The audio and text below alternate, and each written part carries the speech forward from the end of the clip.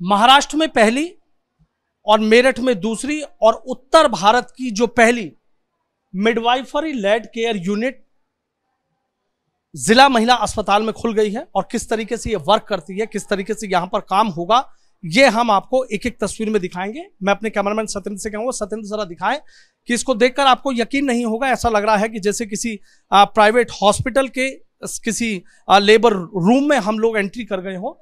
और ये पूरी तरीके से जो कोशिश की जा रही है वो कोशिश यहां पर ये की जा रही है कि चाहे जैसे भी हो, जो नॉर्मल डिलीवरी है उन नॉर्मल डिलीवरी का जो प्रतिशत है वो कैसे यहां पर बढ़ाया जाए।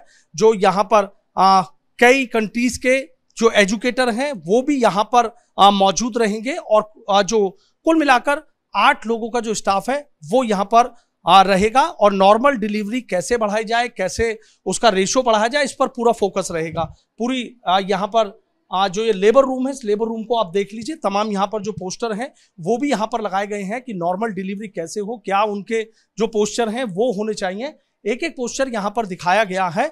और सरकार की, केंद्र सरकार की पूरी कोशिश है कि अभी चूंकि पायलट प्रोजेक्ट के तौर पर ये MLCU यहाँ पर खोली जा रही हैं और उसके बाद हो सकता है कि धीरे धीरे इनको तमाम जिलों में जो और बड़े बड़े हॉस्पिटल, सरकारी हॉस्पिटल्स हैं, वहां पर भी इनको खोल दिया जाए। ये दूसरा रूम, यहाँ का लेबर रूम आप देख लीजिए कि ये स्टोरेज एरिया है। और उस स्टोरेज एरिया में किस तरीके से यहाँ पर जो तमाम चीजें हैं जो डिलीवरी के टाइम यहाँ पर होनी चाहिए वो तमाम चीजें यहाँ मौजूद हैं।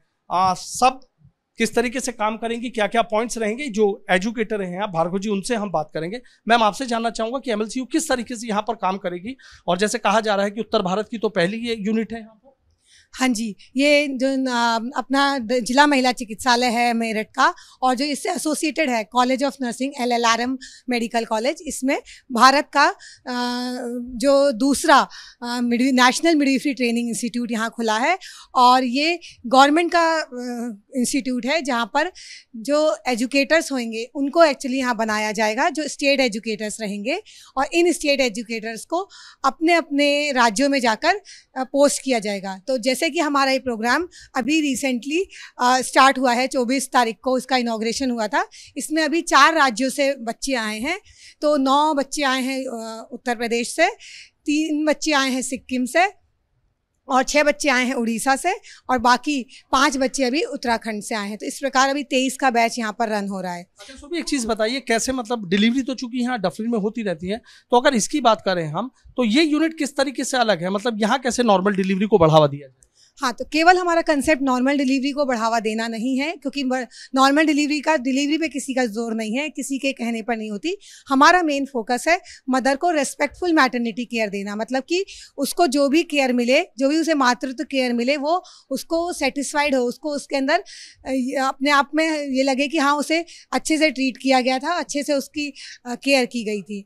दूसरा कंसेप्ट है कि अगर सिजेरियन सेक्शन का जो रेट है उसको डिक्रीज करके मदर को मोटिवेट करके हमें नॉर्मल डिलीवरी की ओर उसे प्रेरित करना है। दूसरा है, इसके अंदर जो कंसेप्ट है हमारा मिडवाइफरी का कंसेप्ट, इसमें नॉर्मल जो ट्रेडिशनल मेथड पहले से चला आ रहा है उसको छोड़कर जो नया कंसेप्ट है, या जो कंसेप्ट तो एक्चुअली बेसिकली पुराना था बट उसे न्यू मॉडिफाइड कर दिया है। अलग अलग डिफरेंट पोजीशंस में मदर की चॉइसेस को रेस्पेक्ट करके, उसको कंसर्न उसका लेकर, है ना, उसकी मन के मुताबिक हम यहाँ पर डिलीवरी के ऊपर ज़्यादा जोर देते हैं, जिससे कि मदर सेटिस्फाइड रहे और वो उसे एक रोग या फिर कोई डिजीज़ ना समझकर नॉर्मल फिजियोलॉजिकल प्रोसेस समझकर अपना पूरा उसमें लेबर के प्रोसेस में योगदान दे। तो देखिए, सुरभि है, सुरभि को आपने सुना कि ये नेशनल एजुकेटर है, इंटरनेशनल एजुकेटर है, Luisa from Philippines.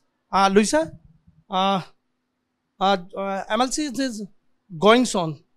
Yes, it will be operating soon, but at the moment it's not yet. So we are just taking care of the pregnant mothers in that side where you have been, the antenatal care, OPD antenatal care for wherein those mothers that being taken care of this time, later on they will be here for the birthing in this area.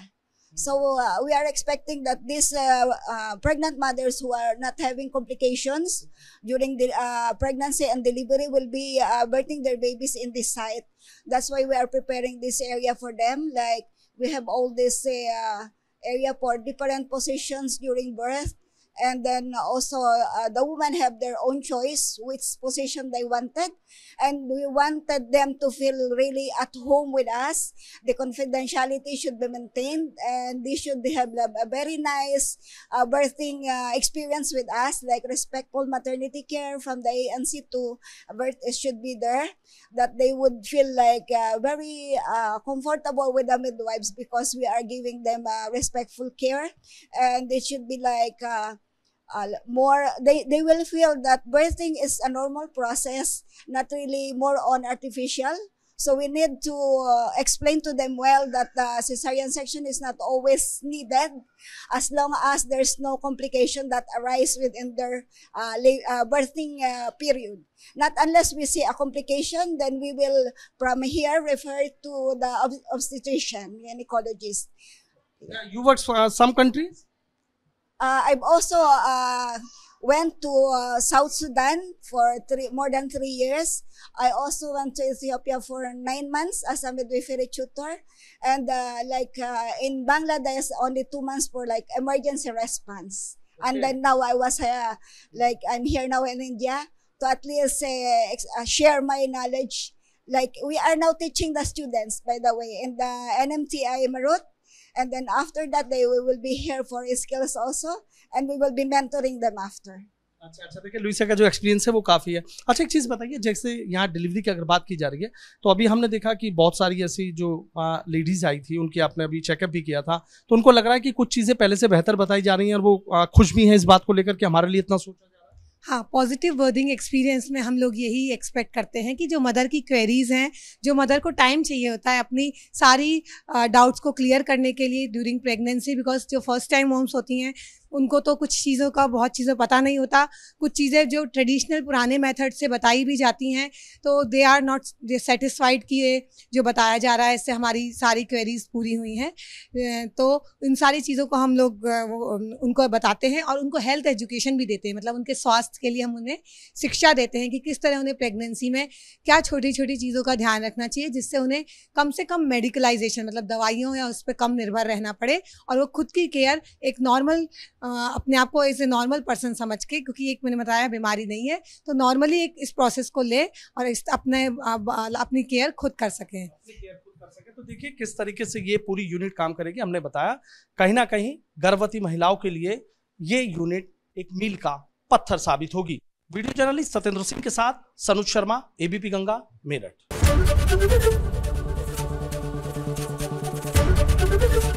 ABP Ganga, खबर आपकी, जुबान आपकी।